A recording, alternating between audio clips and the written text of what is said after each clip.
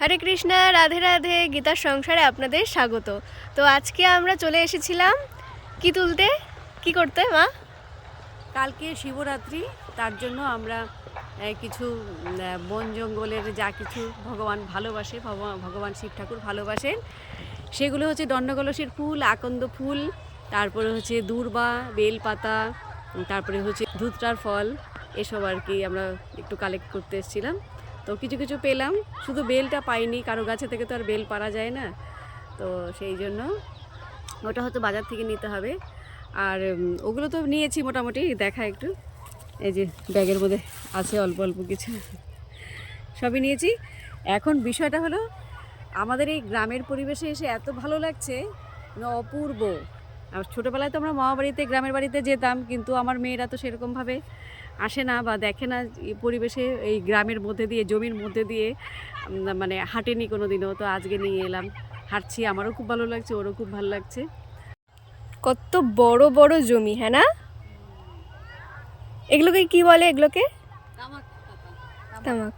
আর এগুলো এগুলো তো আলু গাছ আমাদের বাড়িতেই আছে। বলতে ওই যে যেটা হচ্ছে কি বলে, ওই যে সিগারেটের, তারপরে হচ্ছে ও খৈনি বা তারপরে যে বিড়ি টিড়ি এইসব হয় আর কি, সেইগুলোর পাতা আর কি, তামাক পাতা। নেশা জাতীয় জিনিস তৈরি হয়, এবং তামাক পাতা থেকে অনেক সময় রং টঙও তৈরি হয়, আমি শুনেছি আর কি, অনেক কাজে লাগে আর কি।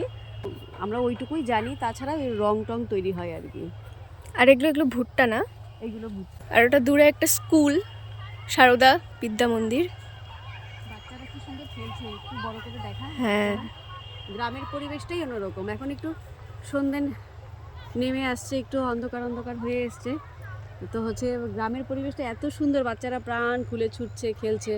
আর আমরা তো বন্দি ঘরে থাকি, অল্প জায়গায়, অল্প ইয়েতে, একটু ছাদে খোলামেলা অল্প জায়গা।